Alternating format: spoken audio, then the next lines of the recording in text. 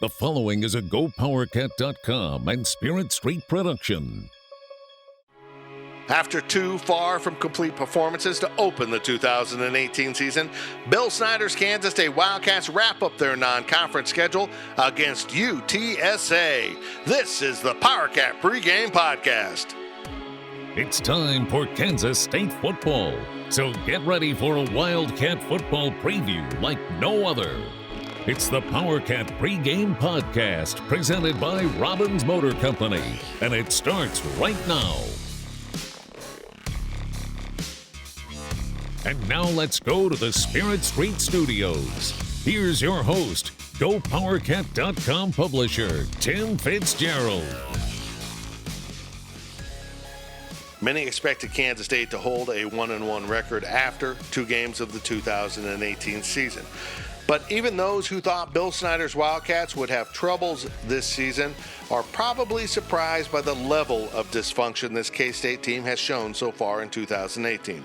The Cats' offense has scored just 2 touchdowns in 2 games, and the K-State defense was gouged for more than 350 yards last week on the ground by Mississippi State.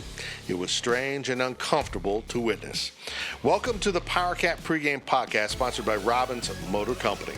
I'm GoPowercat publisher Tim Fitzgerald, and after rallying to beat South Dakota 2 weeks ago, K-State was outmanned last week by the 18th-ranked Mississippi State Bulldogs.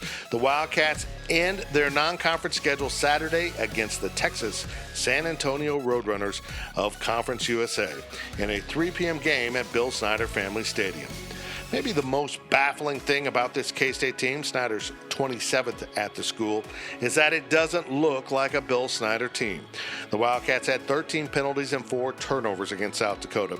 And while they improved those numbers vastly against Mississippi State, down to 2-1, the head coach, who always seeks to take away an opponent's running game, watched his defense hemorrhage rushing yards against the Bulldogs. Mississippi State ran plays reminiscent of K-State's offense with Colin Klein and gashed a bewildered Kansas State defense that was either too slow, too confused, or too misaligned to have a chance on most plays. Turnovers, penalties, and poor execution. That's not Bill Snyder football. As I said, it's baffling to watch this take place. When the Wildcats take the field Saturday against UTSA, they will have a chance to prove to themselves and everyone else that the first 2 games were nothing more than a slow start by the latest team from a Snyder program that is known for getting better as the season progresses. This team possesses a dire need to make plenty of progress because the product the Wildcats put on the field the first 2 weeks of the 2018 season will not win more than 50% of the team's Big 12 games. That, even with a victory over UTSA, adds up to no more than 6 wins that serve as the minimum total for bowl eligibility. And that outcome to this season, even if bowl eligible, would be terribly disappointing for anyone tied to this K-State program. With that, let's take our first break and hear from our friends at Robbins Motor Company, our new sponsor of GoPowercat.com's Powercat Pregame Podcast. You're listening to the Powercat Pregame Podcast. Stay locked in. Your weekly GoPowercat.com roundtable session featuring former K-State football star Marcus Watts is next.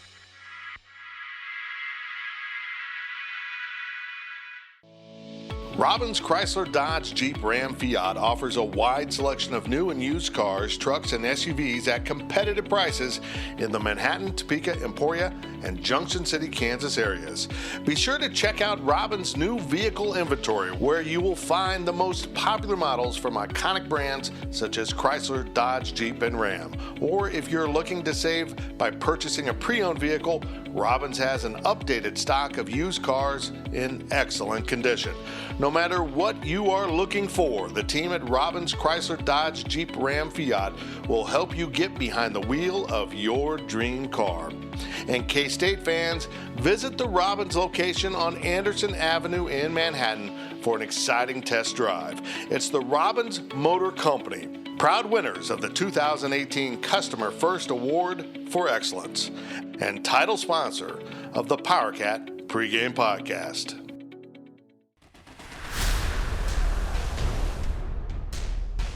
Welcome back to the Powercat Pregame Podcast. The Go Powercat news team is assembling because it's time for the GoPowercat.com roundtable session.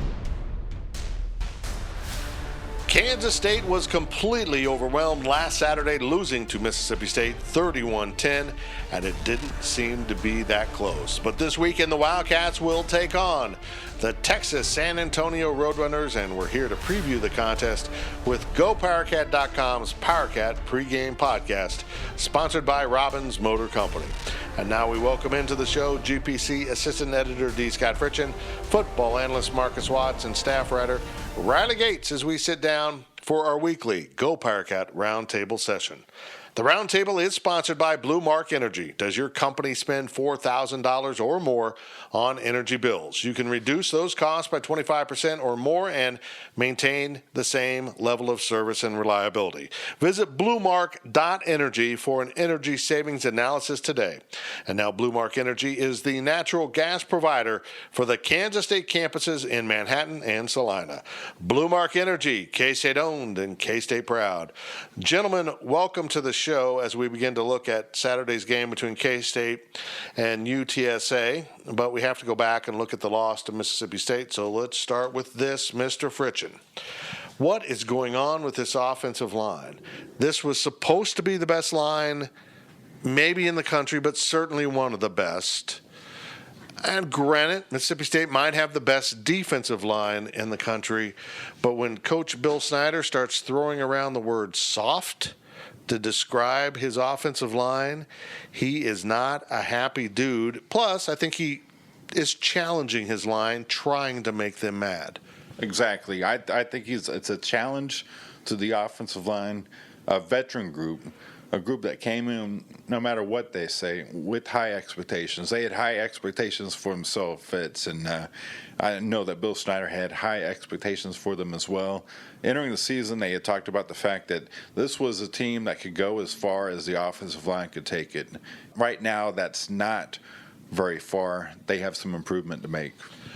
Marcus, as a former player, you watch that offensive line, and what's going through your mind? I mean, this is a really talented group. It's proven. They finished last year strong. They didn't play well against South Dakota. Maybe it was just the fact that Mississippi State was better than they were, but still, it's got to be disappointing for you and anyone else that is really observing this team. Yeah, they're lost right now. I don't know if it's almost like it was last year, where they were trying to find themselves with Adam Holtroff coming in at center, some new guys working their way into the fold, and so I don't know what's going on. Maybe overconfidence a little bit. Probably some of it has to do with a new offensive coordinator, new play calling. Maybe a new blocking scheme. We don't know because we're not there, but they aren't playing up to expectations that they probably had for themselves as a unit and as the fan base had for them as a unit. They did make a change, Riley Gates, as the game went on. Josh Rivas, the redshirt freshman, came in at left guard. They seemed to get a little bit better at times. But, you go to Tuesday's press conference and Dalton Reisner was a quote machine. He always is, but he's not very happy with how they're playing, and there's no doubt about it. And he actually played a pretty good game himself personally, but he's looking at this as a cohesive unit, and they are not cohesive right now. No, they're not, and it's everywhere across the board. Honestly, I mean, yeah, Dalton played really well in this game, but I do think he had some struggles in the first game. Scott France has been a little bit sloppy, if you will. He's had some very uncharacteristic penalties. I have not been impressed with either of the two guards, Abdul Beecham or Tyler Mitchell, when it comes to the starters. And Adam Holtorf's shown some glimpses this year, but he's also had his fair share of struggles. So it's just really weird. I feel like we're kind of beating a dead horse a little bit, but it's so weird because this was the one unit we were not concerned about. We had some worries, who was going to step up a wide receiver. We had some worries about who was going to be the next set of linebackers to come in on the defensive side of the ball. But of every unit across the board, we had no concerns that the offensive line would get the job done. And, this Mississippi State game, fair enough, that defensive line was way bigger, way more physical than K-State, and they were just going to be always. But we have not seen enough out of this unit as a whole to really feel comfortable about it moving forward. And I'm sure they'll figure it out eventually, but you really would have ideally liked to see them have it figured out by now. Scott, coming into the season, we didn't know who would be the quarterback, but we thought that they'd get good quarterback play. We had a great deal of confidence in either one of these guys, and so far neither one of them have played particularly well. Maybe that's a function of the line. But I note that Skylar Thompson is winning this battle and will likely take most of the snaps in this game with UTSA. And yet, his completion percentage has dropped from the low 60s last year as a freshman to the high 40s, which for a guy known to be a passing quarterback is fairly dreadful. I mean, if you're a run-first guy and you're in 48%, most coaches would take that. I know Nick Fitzgerald would take that for Mississippi State because he was not very efficient, but he had great running stats. It says a lot to me that the guy winning the job is not playing well. Yes. That sums it up right there, what kind of quarterback play K-State's getting right now. It reminds me of the early 90s teams under Bill Snyder when the team wasn't winning consistently and it had inconsistent quarterback play. I'm talking about the really early 90s at the beginning of Coach Snyder's first tenure. But Skylar Thompson, I am a little bit surprised. He's completing only 48% of his passes right now. But granted, he didn't get a lot of time to throw the ball this past game against Mississippi State. And I don't think he's getting a heck of a lot of help from his wide receivers right now as well. It's been a disappointing all-around performance by the offense. But I think it is fair to say that after the offensive line, it goes to the quarterback and what the quarterback's been able to do. And it's been a kind of a function of the offense. It just hasn't been very consistent at this time. 2 touchdowns and 3 interceptions by the position so far in 2 games is not acceptable. No, not at all. Riley Gates, I feel like Skylar Thompson, well, I feel like both of them can play well, but if Skylar's going to be the starter, he's got a lot more to offer. And if Coach Snyder, as he indicated, is going to go with one guy, and it seems it's going to be Skylar, does that take pressure off him? Can he just relax and play without looking over his shoulder that he's going to come out of the game at any moment? Well, not knowing the inner workings, I guess, of Skylar's mentality when in a game, you can't confidently say that, but I think so. The way I look at the situation is that they were both very tight in that first game because their leashes were really short. One mistake or one bad drive could have easily taken them out of the game. And I understand wanting to get both of them in there. I understand wanting to reward them. But to me, ever since even going back to June, July, everything, I've always been on this mindset of you got to go with one because I just don't think you can approach a game and have 2 quarterbacks and have one guy in that mindset of, man, if I make one bad throw, if I make one wrong decision, I might be yanked. You got to be able to have those mistakes because nobody plays a perfect game. Nobody does that. And so at the quarterback position, you have to know you got the full trust of your coaches behind them. And, let's say Skylar Thompson throws just a horrible interception in this game on Saturday.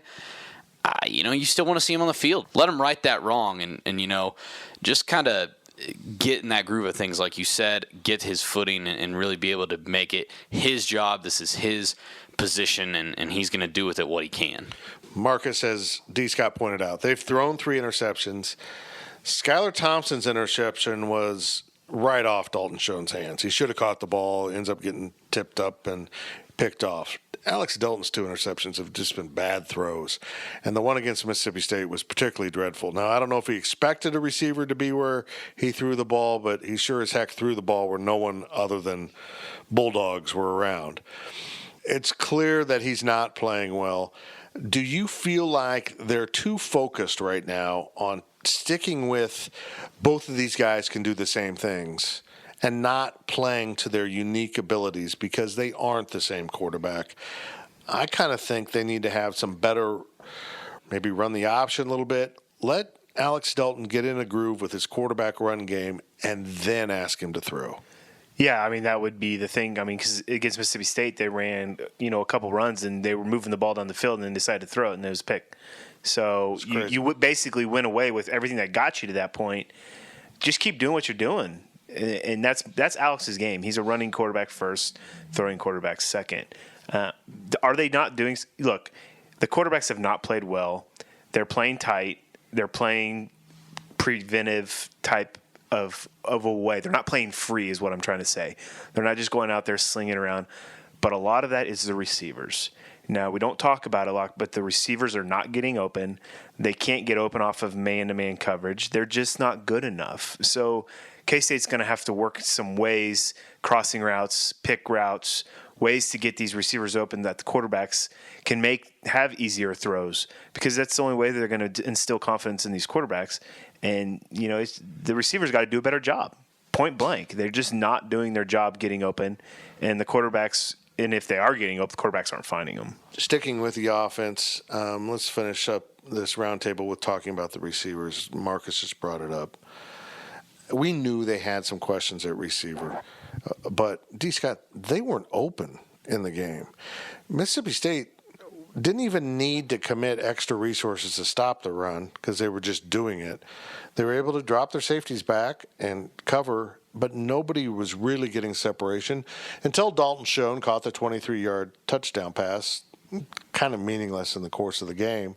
It still was a good sign, but these guys got to get open. And I don't know if it's just sloppy route running or just being outmanned by a really talented Mississippi State team, but they're in trouble if they can't get open. Outmanned. I think it's outmanned. Going into this game, I had some reservations. Obviously, Mississippi State was a top 25 team. If you look back historically, K-State struggled against top 25 teams at home especially. But in particular, when it comes to wide receiver versus defensive back, in so many of these games, Fitz, and you know this, it's a matter of athletes. And so many of these teams, defensive backs, have athletes. And you go against Kansas State wide receivers, and I think that this was the SEC defense that had athletes and was able to outmuscle Kansas State throughout the game. For you, Riley Gates, the running game. Alex Barnes, is he playing well or not so far this season? Well, that first game, he definitely did not play well. I thought he played better overall in the second game, but it's so tough when you're not getting that push from the offensive line. I wouldn't say he's had a bad start, but it definitely hasn't been anywhere near what he's capable of.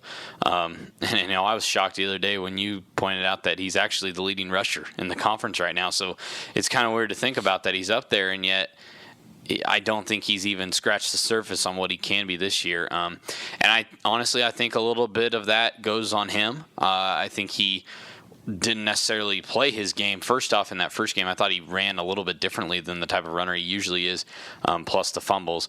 And then the other half of that goes on the offensive line. I mean, there's plays where he can, he might be able to get something going. He might have something, but the holes just aren't there. And when they're not there, you just can't do anything. So he hasn't been awful, but he's been far from great, and I definitely expect him to take a step forward this week, and hopefully he can keep that moving forward after that, because I really think he's a really talented back, and I think this is the offensive line he needs to have a good season, but neither him or the line yet have really kind of found that clicking and really haven't been able to make anything happen yet. Okay, before we go to break, Marcus, I've got an interesting question for you.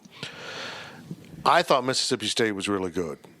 Defensively, I was really impressed with that front, and I like Nick Fitzgerald in the fact that you combine him with Hill, the running back, and they're really tough. It's really tough. They're running K-State's offense for Colin Klein, which baffled me why K-State couldn't stop it better. Okay, you look at this week's rankings. Mississippi State has moved from 18 to 16, and above them in the rankings are, at various spots, Oklahoma, West Virginia, and TCU. After looking at the eyeball test, would Mississippi State be the fourth best Big 12 team, or are they better than that? Oh, that's tough. I would say right now Oklahoma and West Virginia would be ahead of Mississippi State on the eyeball test. TCU, it's hard to say. It's hard to say. We'll find out when they play Ohio State. Kind of more 50-50. They're right there with each other. I'd probably put Mississippi State ahead of TCU. So probably third best in the Big 12. That's where I put them right now. And Riley, you wouldn't put Mississippi State third best in their division? I would, yeah, no. Third best in the SEC West is the highest I have at Mississippi State. You're really popular in Mississippi. I had some fans up in my Twitter mentions the other day. You always do.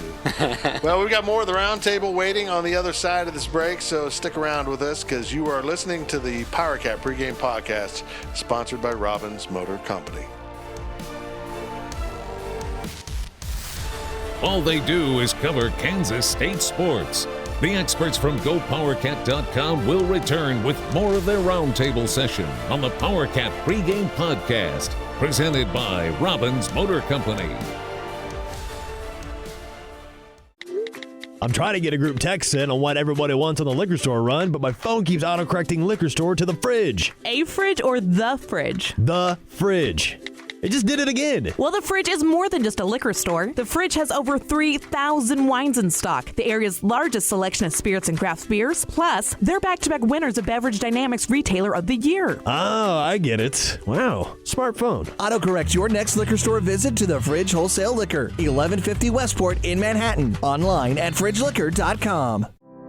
Blue Mark Energy is a natural gas products and service provider, offering a wide range of energy solutions to feed yards, hospitals, hotels, manufacturers, and school districts throughout the Midwest. And Blue Mark is now the gas provider for the Kansas State University campuses in Manhattan and Salina. Visit bluemark.energy and begin saving up to 25% on the same product you're already purchasing.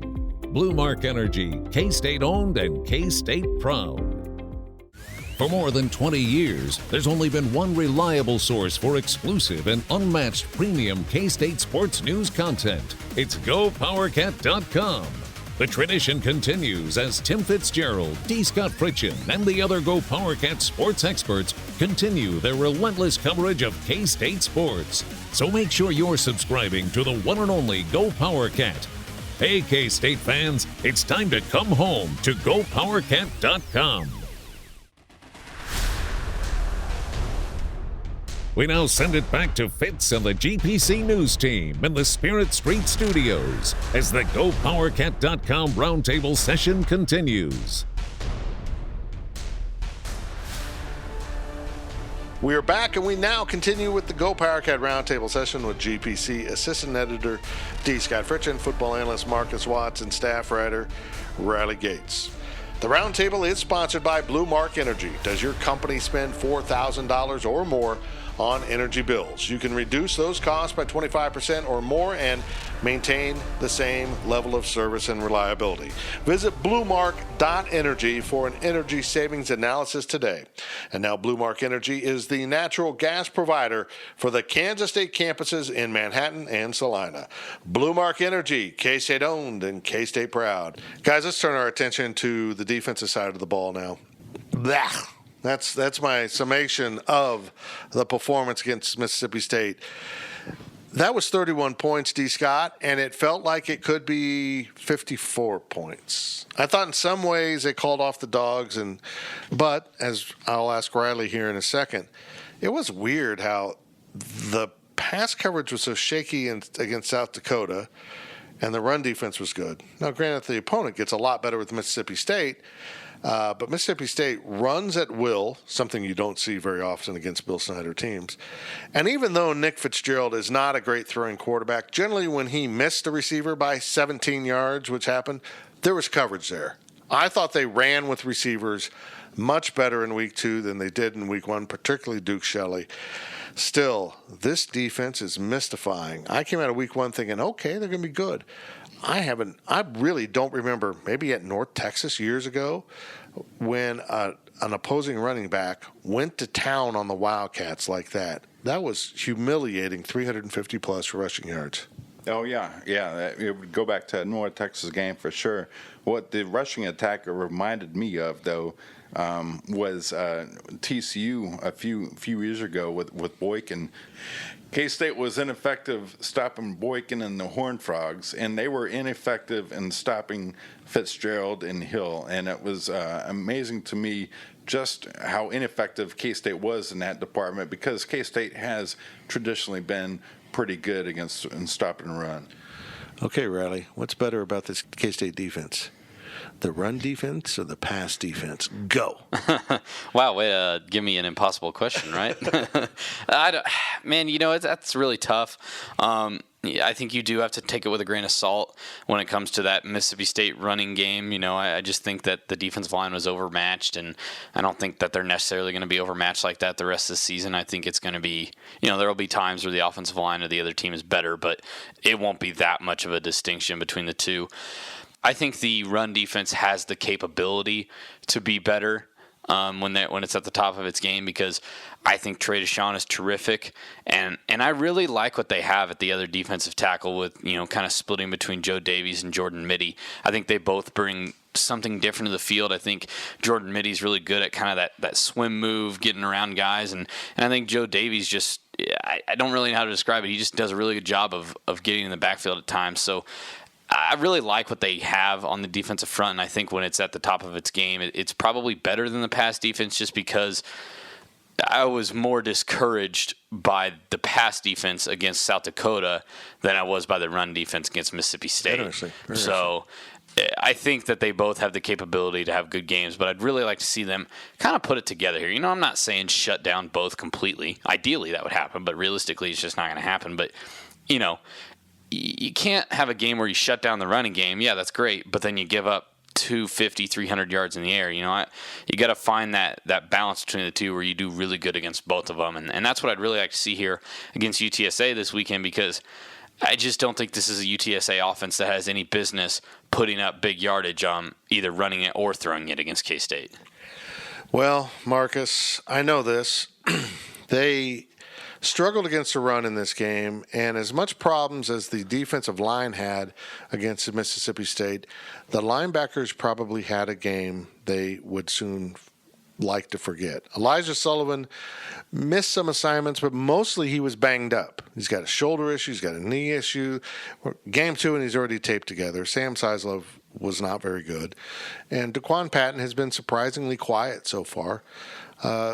They've got to be better at linebacker, man. You can't play at this level, at any level, and be that way in linebacker. They tie the front to the back, and they're not tying anything together right now. Yeah, Mississippi State just dominated in the front seven in all facets. They were getting to the linebackers right off the ball. It was like I was watching a linebacker getting blown up 10 yards down the field. Like, it was bad. And, a lot of it has to do with size. K-State's a little bit undersized. They're not very big at linebacker. They're not very fast at linebacker. Poor Sam Seislov, he just doesn't have the speed, doesn't have the agility to play in that type of game. And, even coming into Big 12 play, out in coverage, how effective is he going to be? This game was a lot of schemes. And you guys talked about it earlier. We were not very good against South Dakota. Well, South Dakota threw the ball. They didn't really run the ball. Mississippi State's going to run the ball. That's what they want to do first, and then they're going to throw the ball. I knew Nick Fitzgerald would struggle passing the ball. This is his first game of the year. Yeah. In a hostile environment. The crowd's been great, but I don't know how hostile Manhattan, Kansas, and Bill Snyder Family Stadium is anymore. It seems like it's not as hostile as it used to be, but I knew they were going to struggle. They have some new receivers. Their receiving core is not very good for Mississippi State. The 3rd and 17 play, I don't know any other team in the country that gives up more 3rd and 17 first downs than K-State does. And it's very frustrating because that was a big point in the game, I believe, for K-State. If they get that stop, and then maybe can sustain a drive there, the game may turn out a little bit closer. Maybe, K-State's in that game a little bit longer than they actually were. But they now going, to playing UTSA and then into Big 12 play, they're not going to face a team like Mississippi State. They're just not. The spread offenses, they're not going to get it. And so, will the pass struggle? Yeah, the passing game's going, or the secondary is going to struggle because teams are going to be throwing the ball 40 to 50 times a game. And so I think a lot of it is product of the schemes and why one unit was better week 1 than it was in week 2. Now you're going to get into more, passing games as we go on. Never has an offensive coordinator felt better about 3rd and 17 than when they're playing Kansas State. They actually can say, well, I got to play for this. Most offense coordinators like 3rd and 17, there's not a play for this. Against K-State, they probably have a play. It's crazy. D. Scott Fritz, and let's talk about good stuff. Special teams. They didn't do what they needed to do against Mississippi State, granted. They needed to be really good. They needed to steal and dominate that facet of the game. At least this is what I said in my 5 keys last week. And they didn't do that. But I thought they won special teams. I thought the punting was okay. Place kicking was okay. Returns actually set up some things. What is your favorite thing or most positive thought about special teams right now, 2 games into the season? Fitz, I go with Blake Lynch. I think it's important that Kansas State had a kicker because we weren't too sure entering the season what the status of that position would be. And, granted, Blake Lynch missed a 52-yarder against Mississippi State, but he's shown that he's capable of making kicks. He made it from 49 yards. Unfortunately, it was 52 yards, and it was dead center pretty much. Marcus Watts, your thoughts on special teams? Well, I mean, if K-State's not going to score touchdowns, then I'm glad they have a kicker. Because until they can prove they can score touchdowns, the kicker is going to be very vital throughout the year. I don't know if I like Duke back returning kickoffs yet. I still think it's up in the air. I mean, he had some good returns, but I think more of that's a product of blocking.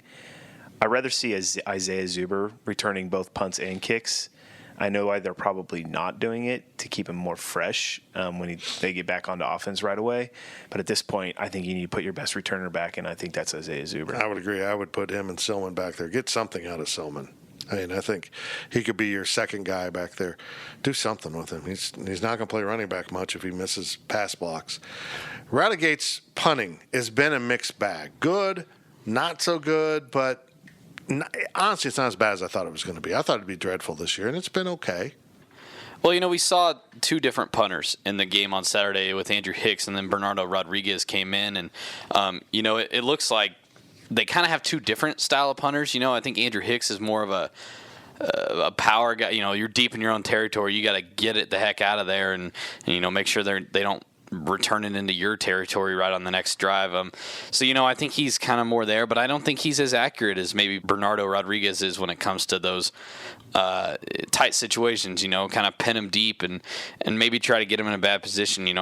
Bernardo had 2 punts inside the 20-yard line on Saturday, and, I know that Andrew Hicks did have 1 here, but maybe you find a little system there, maybe if you are in that long distance, you put Andrew Hicks in, but until you see him start to put more in the corners inside that 20-yard line, because that's what Nick Walsh was so good at. He was so good at pinning you inside that 20-yard line and sometimes even inside the 10. And so maybe go with Bernardo there when it comes to a situation like that more often. Well, when it comes to punters and kickers, it's okay to be predictable. Yeah. It doesn't matter that they know what you're going to do based on personnel. Just go ahead and do it. Okay, it's time for our Wabash Station question of the week, which comes from a member of our premium message board over at Go Powercat.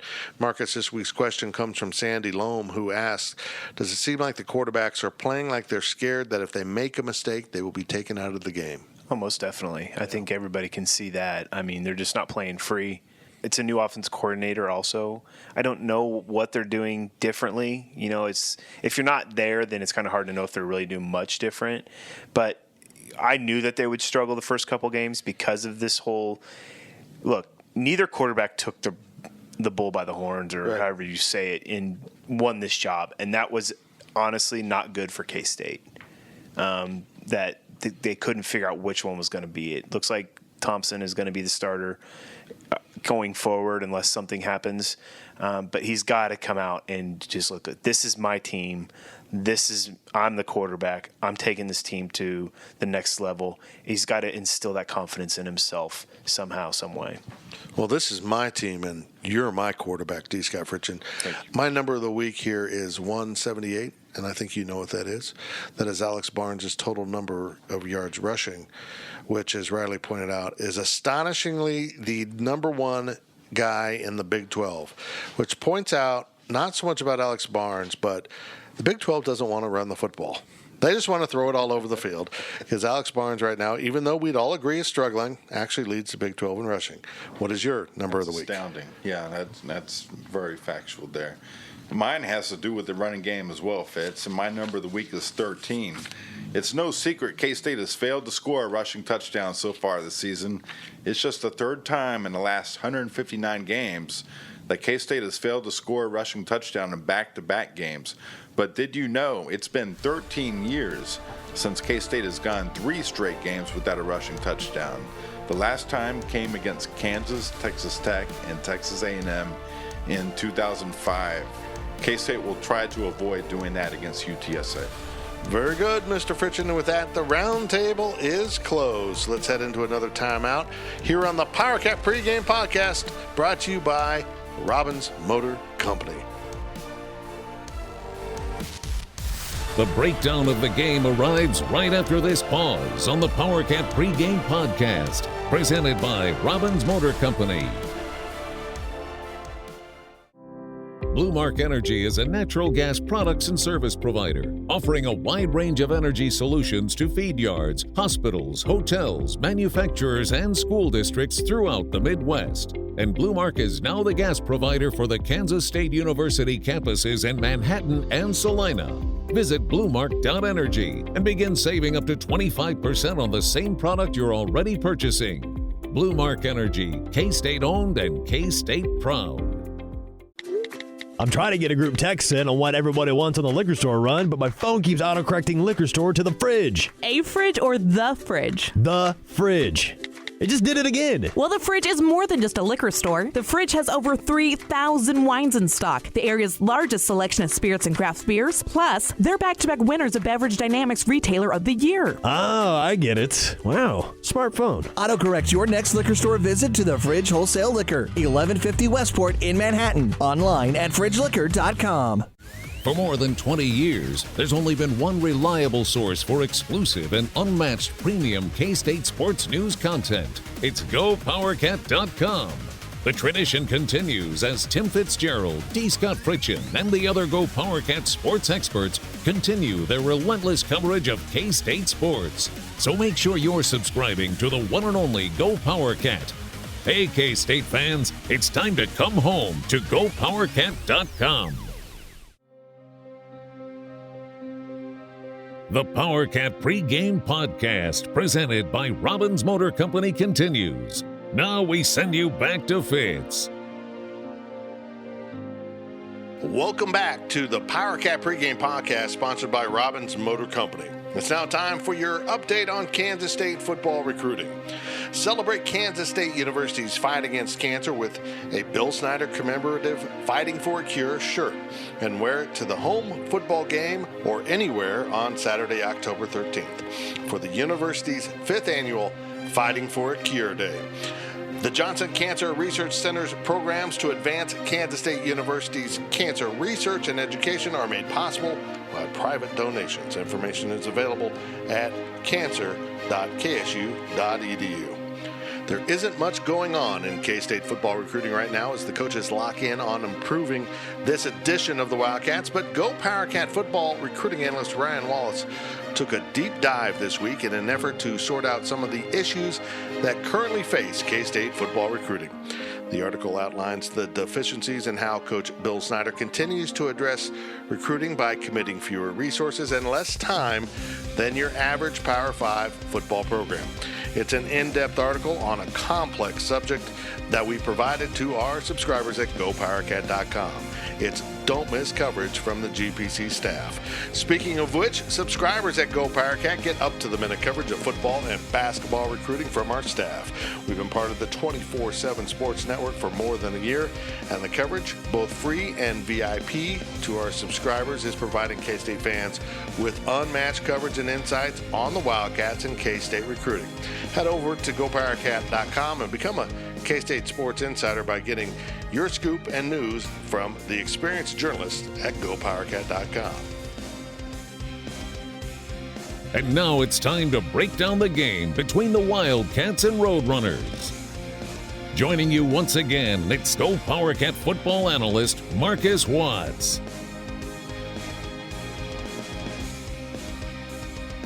Kansas State and UTSA kick off at 3 p.m. at Bill Snyder Family Stadium in a game being televised Saturday on FSN. Now it's time for our breakdown session as the Big 12's Wildcats and the Conference USA Roadrunners collide in the Cats' final non-conference game of the season. And, of course, to help me out with the breakdown of the game is Go Powercat football analyst and former K-State safety Marcus Watts. And, Marcus, UTSA is 0-2 on the season, and despite K-State's troubles, the Wildcats probably should win this game fairly handily. And As Coach Snyder always says, it's really a game where K-State needs to worry about K-State and executing. So with all due respect to UTSA, we're not going to break them down. K-State should win this. As Riley Gates says, this is probably the third best team of the three teams K-State's playing in the non-conference. I don't know about that, but I'll give South Dakota this. They have an identity, they know who they are, and they know how to win. The Roadrunners, not so much. They've been okay under Coach Frank Wilson the first 2 years, but they're not okay this year. They are certainly rebuilding. So I ask you, before we started this segment, jot down some notes here, because I want to know 4 things Marcus Watts thinks that K-State needs to do better. And you are, like me, a back-to-basics football guy, and your first topic is establishing a running game from the start. Yeah, this is something that K-State needs to come out and do for the confidence of the team, I think, because this is something that they looked forward through this year, that this was going to be their number one thing, the running game, that they were going to dominate the running game, that they were going to actually have a 1,000-yard rusher for the first time in I don't know how many years it's been since they've had one. Get Alex Barnes going, get Warmack going, get Silman going, and the offensive line. I know for a fact that they are not happy. They've stated they're not happy. Coach Snyder said they've played soft. I look for this offensive line to come out and dominate, and they need to do that because not only for this game, but going into Big 12 play. Because if K-State does not have a running game and struggles, it's going to be a long year for K-State. Well, I'll tell you what, the most surprising thing is Alex Barnes is actually mathematically on course for a 1,000-yard year, and it doesn't look good. They tried to do that against South Dakota, and South Dakota just committed resources to stop the run, and it became a very frustrating day. Number 2, these quarterbacks need to start making more efficient, quick decisions in the throwing game. Yeah, and I think a lot of that has to do with the coaching also. They need to put them in a position to make quick passes. They need to get some confidence built in these quarterbacks early. Whether that's quick slants, quick hits, quick dump offs out in the flat, or, bubble screens, whatever it is, make it an easy read for the quarterback so that they can build some confidence in themselves. The quarterbacks need to go out there. If you see it, throw it. They don't need to sit there, hesitate, because the quarterbacks, Skylar and Alex, have been playing tentative, and you can tell they're not reading. They're more worried about making the mistake than they are actually letting it loose, and that's something that's important in the quarterback play, because if the quarterbacks are not confident, it's hard to go anywhere with that, because if they're afraid that they're going to make a mistake, they're going to get pulled. Exactly. And you can't have that. And some of that is on the quarterbacks because nobody took the reins at the beginning of the year or in the off season and separated themselves. Some of that's on the coaches by making it such a competitive competition that they probably were scared to make mistakes in that first game and in the second game with the upping of the competition. And so they just need to be like, look, Alex or Skylar, you're our guy. Go out there and prove it and win the game for us. I know you can do it. Do it. Switching sides of the ball right now, let's go look at the defense. And this defense needs to be more disruptive, get more pressure in the passing game, doesn't it? It does. And that's the reason why I put this in there is because this and everything that the 4 keys that I have are more geared towards what's coming up in Big 12 play.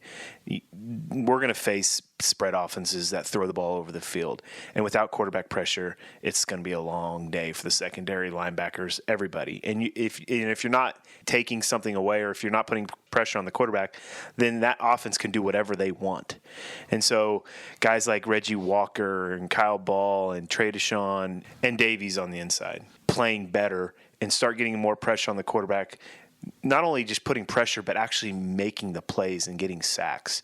It's such an uplifting thing for the defense when that happens, because you as a secondary knows that your front seven's going to get there, that you're not going to have to cover for 5 seconds or 6 seconds. That if you can have coverage for 2 to 3 seconds, that someone's going to get to that quarterback and make a sack. It makes it easier and more confident, and you can be more aggressive as a secondary if that happens. And your 4th thing you wrote down, and probably, honestly, it might be the most important of all these going ahead. Coach Snyder has questions about his team. The fans have questions about this team. And you know what? I'm sure the team right now is like, what is going on here? This team needs to come out and emphatically win a game against a team that they really should beat handily. Yeah, they got to win in dominating fashion. Not only for the confidence for themselves, but I think also for the fan base. The fans right now are a little unruly and a little worried what's going on. A lot of this goes back to last year, and they returned 14 starters from last year's team. This team shouldn't be playing the way they're playing right now, and it's very mind-boggling for myself, for people that follow K-State closely. What's going on? What is there internal strife going on? We thought there was internal strife last year, and all of that was gone. They have good leadership on this team. This leadership needs to step up. Dalton Reisner is one of the most vocal leaders on this team, and I'm sure he has stepped up. I'm sure he's been talking to the players, but I don't know what it is. It's hard to pinpoint what's going on. It's just they're not playing well, and right now their confidence in how they're playing is really low. And this, I can go back to when I played in 2005 and 2004. We weren't very good as a team, and we had some good players, a lot of players that went on to play in the NFL on our teams, but when we started losing is when our confidence started going downhill. We'd come into the games all fired up and stuff, but then once you got down, it's just like, oh no, here we go again. You don't want to develop that feeling within the team, and it's hard to keep out of the minds of young individuals that, hey, one play, forget it, go on, move on. And, it's hard to keep that out of those minds. And so I think win in dominating fashion to show this is the team that we thought was coming into the season, because when next weekend you start the barn burner of Big 12 play and going against one of the best offenses, best teams in the country, and a quarterback who right now I would venture to say is the Heisman leading candidate. That's Will Greer in West Virginia next week in Morgantown for the Wildcats. But they have UTSA this weekend at Bill Snyder Family Stadium. A couple more things. You're an old safety. K-State safeties get beat up. No doubt about it. Denzel Goolsby is now lost for the season with a shoulder injury. Luckily, they've had a third safety. But they've kind of played the same spot in Kendall Adams and Eli Walker. Just rotate maybe Adams around in another spot and go with what you got? Yeah, that's probably what they're going to do. You may see some young guys like Jerron McPherson come in and play but you got two guys that have experience in Eli Walker, who played a lot last year when Kendall went out, so he understands. He's just with Walker, he's just got to slow down a little bit on his reads and not be so aggressive in the run game. I know he likes to hit. Whether you put Kendall back in the deep middle all the time and always bring, when you're going three deep, and bring Eli in so that takes his passing coverage away and reading away, I guess. That's probably something to do. I think losing Denzel or Kendall, I think it's probably better to lose Denzel than it is Kendall, because Kendall is more of a vocal leader. Denzel's more the leader by example type guy, and he has more experience than obviously Denzel does. But losing either one of them is never a good thing, but at least they have somebody that is serviceable and can fill in the shoes. Well, it was tight end Nick Leonard's in the opener, and now Denzel Goolsby in game 2. They're losing a starter per game, and they can't keep up that pace. One final thing before I let you go. I know they have 2 new coordinators. I get it. These guys got to learn on the fly. They have to figure out who they are as coordinators, and maybe, particularly for Andre Coleman, it hasn't gone as he hoped. It's been a little more challenging. I think they'll get there, but I want to say this. For me, watching this team play, this has not looked like a Bill Snyder team to me. That maybe is overall, for me, the most worrisome thing. It just doesn't look like a Snyder team. And boy, I hope I see a Bill Snyder team in this game. Yeah, and I don't know if we put enough emphasis on 2 new coordinators. That's a big change coming into a new season, especially 2 coordinators that have actually never called a game. Yeah. And so I probably didn't think too much of it because Coach Schneider's, always the head of everything, but it's shown. Blake Seiler in the first game, they struggled in the first half, but he made some adjustments in the second half. Come back to the Mississippi State game, they struggled stopping the run. They just couldn't figure out what was going on. They probably should have committed more guys to the box, bringing the safety down and just playing man free on the outside, but that's something K-State usually doesn't do and hasn't done in a long time. They're learning as they go. They'll get better. I think you'll see a better in-game calls per the situation as we go on this year. Very good. That is Marcus Watts, former Kansas State safety, and in my book, a living legend. That's where I'm going with it. Now let's get into the interview segment. And Kansas State's offensive line, as we've said over and over, came into the season highly regarded, but clearly is not playing up to expectations. Coach Snyder even went as far this week to call his line's performance as soft. I spoke with junior center Adam Holtorf earlier in this week at Tuesday's press conference, and we started with this. What exactly is going on with this offensive line? I think the biggest thing that sticks out to me is, there's a lack of consistency in what we're doing, and we need to be better at finishing blocks. I think those two things have created a lot of the issues that we're seeing. I think there's, everybody's kind of taking their turn in terms of having one or two bad plays, bust maybe, guy beats across their face, sort of that sort of thing, and we're all taking our time, or we're all taking our turn at having one or two of those. And those things add up at the end of the game. And so I think, and that goes back to consistency. I think that's kind of an overall encompassing thing that's hurting us. Consistency can go into those finishing blocks. We're not playing to the level we're capable of right now. Now, you personally on Saturday had to go up against what people are saying might be the first-round pick as a nose tackle. Mm-hmm. How did your day at the office go against him? Simmons was – he's a great athlete up there. Probably arguably one of the best D tackles I've played against, in the past year and a half I've been playing. Presented quite a challenge. Had my hands full with him. And, he, again, great athlete, and it was a huge challenge on Saturday. Coach Snyder mentioned that the coaches broke down about 30 plays where one little thing went wrong. Mm-hmm. How frustrating is that to look at that and see how close you were to success and you couldn't find it? And that's extremely frustrating. We took time as a whole offense to watch that yesterday. Those 30-some plays where it's little things. It's if a guy sustains a block, maybe a half a second longer. A guy gets his hat from the backside to the play side. Maybe I don't get my shoulders turned on a combo block, and I can get up to the linebacker cleaner, and that play goes from a 10-yard gain to 15, 20-yard gain. So it's extremely frustrating to watch because those are little things you don't necessarily pick up on as the game's going and the bullets are flying, so to say. But when you take the time to go back and watch the tape, that's very frustrating because you see how close you truly were. Going into the season, we all knew we had the opportunity to do something special, and we're not doing it right now. And so there's a lot of, we're trying, dissecting the film as, looking at under as, as big a microscope as we can, trying to find every little thing that we can to try and improve. You guys are 2 games into a season, Mm-hmm. haven't even played close to your expectations, I imagine. Mm-hmm. Is Saturday an opportunity to kind of hit the reset button and get started again? Absolutely. It's the opportunity to, you look at last week, we find, we try and correct all the mistakes and go out and say, here, let's try and play mistake-free football. Play consistent all 4 quarters, get a run game going, protect the quarterback in the pass game, and, let's all go out together and put one together. There's just no time to mess around at this point because you get through Saturday and you're into Big 12 play with a severe test on the road. Mm-hmm. It's time, isn't it? Yeah, absolutely. There's no waiting around. It has to happen now. There's that sense of urgency in practice. And it's not just the offensive line; it's the offense as a whole. Everybody knows that we need to get things corrected, and they need to be corrected yesterday.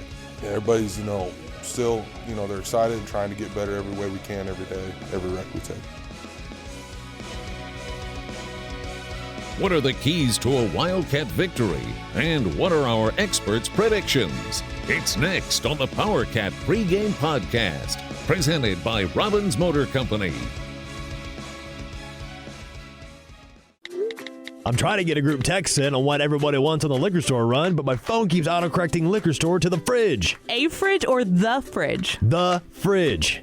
It just did it again. Well, the Fridge is more than just a liquor store. The Fridge has over 3,000 wines in stock, the area's largest selection of spirits and craft beers. Plus, they're back-to-back winners of Beverage Dynamics Retailer of the Year. Oh, I get it. Wow. Smartphone. Autocorrect your next liquor store visit to the Fridge Wholesale Liquor, 1150 Westport in Manhattan. Online at fridgeliquor.com.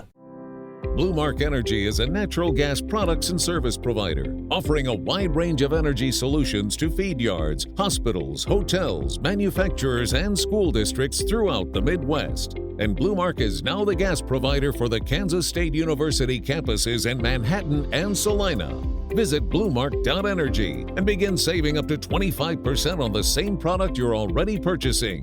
Blue Mark Energy, K-State owned and K-State proud.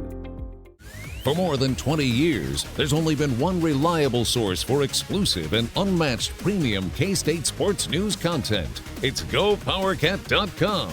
The tradition continues as Tim Fitzgerald, D. Scott Fritchen, and the other Go Powercat sports experts continue their relentless coverage of K-State sports. So make sure you're subscribing to the one and only Go Powercat. Hey, K-State fans, it's time to come home to GoPowercat.com.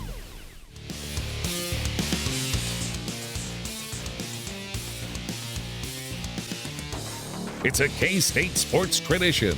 It's Fitz's 5 Keys to Victory on the Powercat Pregame Podcast, presented by Robbins Motor Company. It's week 3 of the 2018 season, and with the Kansas State Wildcats sitting at 1-1, some big questions loom over this team as they prepare to take on the UTSA Roadrunners on Saturday afternoon at Bill Snyder Family Stadium. I'm Go Powercat publisher Tim Fitzgerald, and now it's time for my Keys to the Game. Our Keys to the Game are sponsored by Tanner's Bar and Grill in Aggieville. Great food, friendly service, and the best place to watch sports in Manhattan can be found at Tanner's. You've got time for one final at Tanner's. Tanner's, located at the corner of 12th and Morrow in the historic Aggieville Business District. Key number 1, get a foundation on offense. What does this Kansas State offense do well? It's a question that begs to be answered.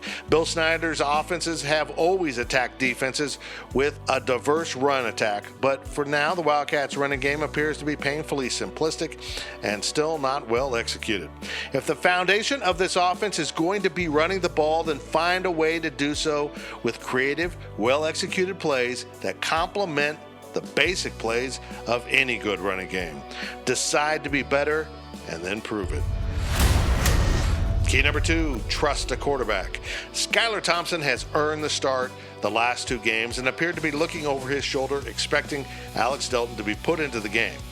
Go with Thompson and give him a chance to work through some troubles. If he struggles against a UTSA team giving up 43 points a game so far this season, then this team may be in big trouble. But bet on faith and only give up on that faith when it's clear he cannot get the job done against the Roadrunners. Key number 3, be balanced on defense. K-State couldn't stop the pass against South Dakota and was gouged by the run against Mississippi State. It's a far cry from the former K-State defenses that lined up and took opposing offenses out of everything they wanted to do. Honestly, there's not enough talent on this defense to do that consistently, but it can be done against UTSA, so do it.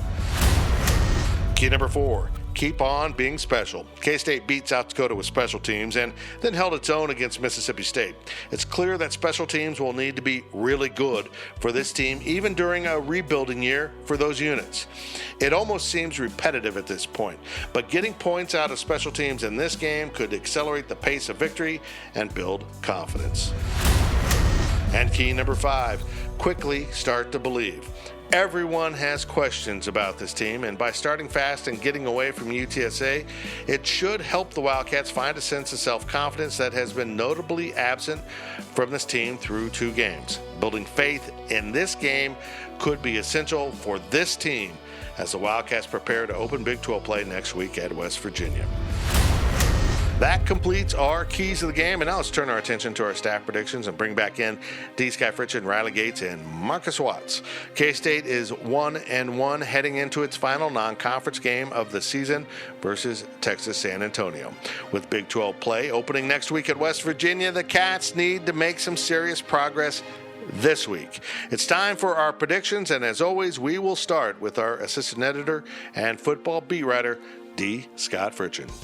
Fitz, I got Kansas State winning this one 33-17. I think Kansas State will look a little bit more composed. I think the message has been sent to the Wildcats this week. They got to reload, they got to rebuild, and they got to be better.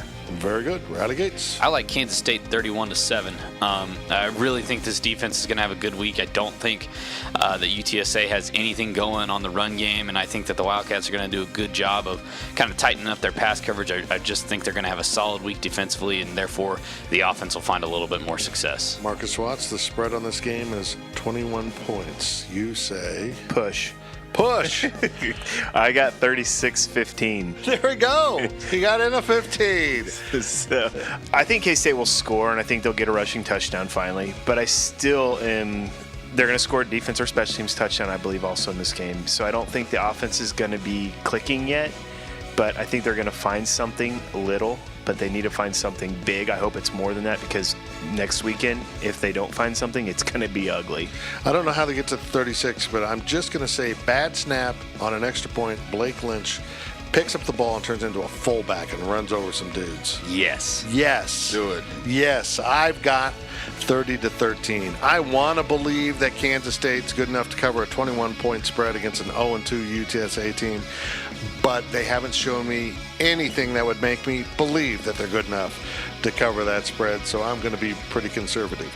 And that will do it for our prediction segment, and right after this network break, I will complete this preview of K-State's game with the UTSA Roadrunners, beep beep, with my final take. I'm Tim Fitzgerald, and you are listening to the GoPowercat.com Powercat Pregame Podcast, sponsored by Robbins Motor Company.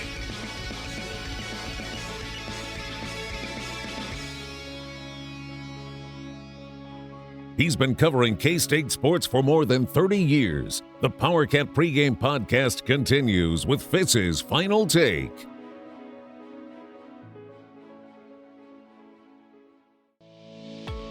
The dedicated team of automotive professionals at Robbins, Chrysler, Dodge, Jeep, Ram, Fiat are here to help you throughout the entire car buying process.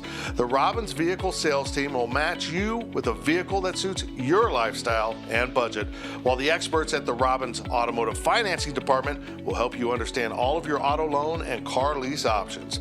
If you have any questions about the cars, trucks, or SUVs in their vehicle inventory, give Robbins a call at its location on Anderson Avenue in Manhattan. And at Robbins Chrysler, Dodge, Jeep, Ram, Fiat, you can get your vehicle serviced at their state-of-the-art automotive center. Bring your vehicle in for a quick oil change and inspection, or make an appointment for advanced engine repair or bodywork. It's the Robbins Motor Company, proud winners of the 2018 Customer First Award for Excellence and title sponsor of the Powercat Pregame Podcast.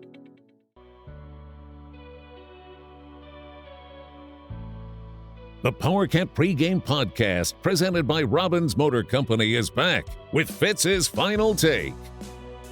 Welcome to K-State 9-game football season, because when the Wildcats take the field against UTSA, in many ways they are starting the 2018 season all over with a non-conference game they should handily win. What K-State failed to do in its actual season opener against South Dakota was to establish itself, while finding an overall sense of confidence as a team heading into last week's game with Mississippi State. The Wildcats did manage to rally to beat South Dakota in the fourth quarter, but then looked woefully ill-prepared for a game against a top 25 opponent. The Cats looked woefully ill-prepared because they were woefully ill-prepared, and now this team must prepare itself for a bruising Big 12 schedule that opens next week at West Virginia. 5 of the Cats' 9 Big 12 games will be on the road, so this team needs to set a tone starting with this game. Then again, it could be that this edition of K-State football is falling well short of expectations, and this could turn out to be a troubling season reminiscent of the last two of Coach Bill Snyder's first tenure as Kansas State's coach. Only time will tell. My biggest fear with Snyder's return to the sideline was that he would stay too long and damage the way he's remembered by not handing off a healthy program to his successor, which was a point of emphasis when he returned. It's way too early to tell if that is what is taking place in year 10 of Snyder's second tenure. But another lackluster performance Saturday versus UTSA could set off alarm bells all across the K-State frontier. That concludes this week's episode of the Powercat Pregame Podcast. We will have our show ready for you to download or stream by noon next Friday as we preview K-State's Big 12 opener at West Virginia. For D. Scott Fritchen, Riley Gates, and Marcus Watts, I am Tim Fitzgerald. It's the Kansas State Wildcats versus the Texas San Antonio Roadrunners at 3 p.m. Saturday at Bill Snyder Family Stadium.